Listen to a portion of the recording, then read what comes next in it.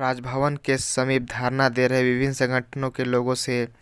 नेता प्रतिपक्ष अमर कुमार बावरी, विधायक भानु प्रताप शाही, विधायक अमित मंडल आकर उनसे मिले और उनकी समस्याओं को जाना। आइए देखते हैं उन्होंने क्या कहा और उन्होंने किस प्रकार जो है समस्याओं का निदान करने के बारे में सोचा। इधर से ठीक आएगा यार, उधर बाहर आना दे यार, बाहर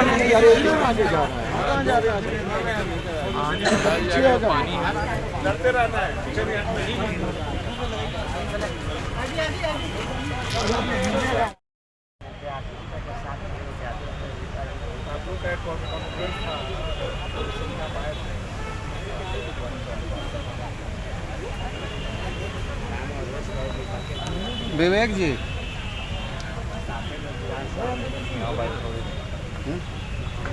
के साथ काम करेंगे, बैठा के बैठ पकड़ना तो अभी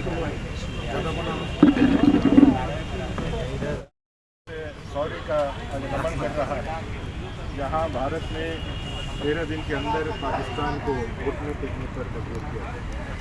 और एक दुर्भाग्यजनक है कि राजभवन के सामने जैसे जाकिर हुसैन पार्क के सामने पिछले 14 दिनों से अधिक समय से भोजना बालमूचू जो उस समय के सैनिक रहे हैं, उस युद्ध के सैनिक रहे हैं, वो अपने मांगों को लेकर के, जिनके माननीय मुख्यमंत्री हेमंत सोरेन जी से इसी साल 13 मार्च को मुलाकात भी हुई, लेकिन उनके जो जेन्युइन मांगे हैं वो इस सरकार ने पूरी नहीं की और उनको अपने परिजनों के साथ अपने गृह क्षेत्र से लगभग 150 किलोमीटर से पदयात्रा करके यहाँ आना और लगातार वो 14 दिनों से यहाँ धरना प्रदर्शन है। इससे ज़्यादा दुर्भाग्यजनक है इस शौर्य दिवस पर इस राज्य के मुख्यमंत्री के लिए, इस राज्य के लिए आज हम लोगों ने चूँकि विधानसभा का सत्र चल रहा है और कई एक मामले जो है यहाँ के राज्य के जनता से जुड़े हुए, जिनका बराबर हम सबको संज्ञान या फिर मांग पत्र के माध्यम से हमारा ध्यान आकर्षित किया जाता था। आदरणीय प्रदेश अध्यक्ष बाबूलाल मरांडी जी के निर्देश पर आज हम लोग यहाँ आए हैं। आदरणीय विधायक अपना भवनाथपुर श्रीमान भानु प्रताप शाही जी, अपने गोड्डा के माननीय विधायक अमित मंडल जी, और हम लोगों ने आज यहाँ 63 दिनों से धरना चल रहा है। यहाँ पे पंचायत स्वयं सेवकों का नहीं है 114 दिनों से ज़्यादा धरना चल रहा है, चौकीदार दफादारों का, दिव्यांगजनों का लगभग 18 दिनों से धरना चल रहा है। जेकेट के जो डिमांड लिए बैठे हुए हैं उनका धरना चल रहा है आज लगभग 100 दिनों से। राज्य सरकार जिन वादों को पूरा करने का एक शब्द बांध दिखा करके अपने लिए जनमत तैयार किया, अपने लिए मतदाताओं को आकर्षित किया,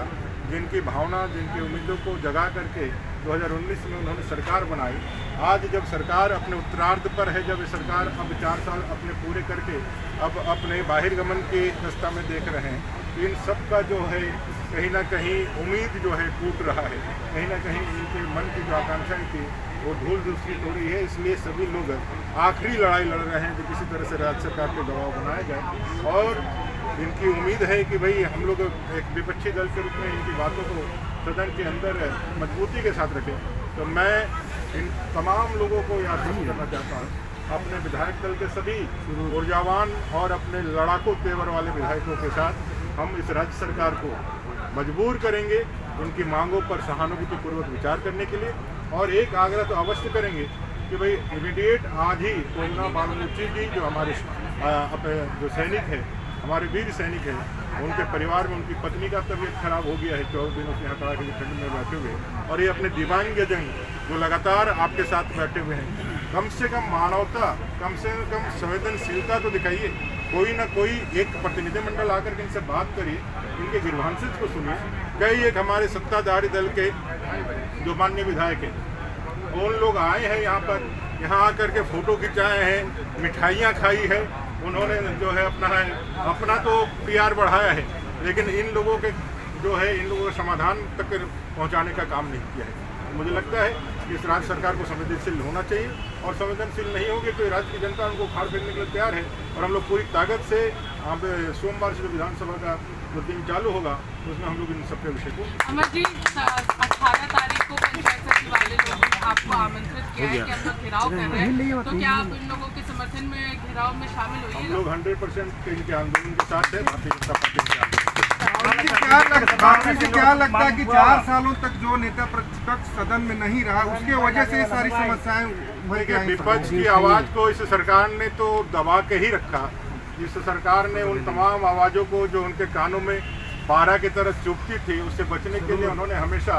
प्रयास ही किया, और इसका नतीजा रहा कि आज झारखंड की सरकार अपने को कानूनी सिंगजने में फंसा हुआ भी पा रही है। अगर उनको कोई रोकने टोकने वाला, कोई उनके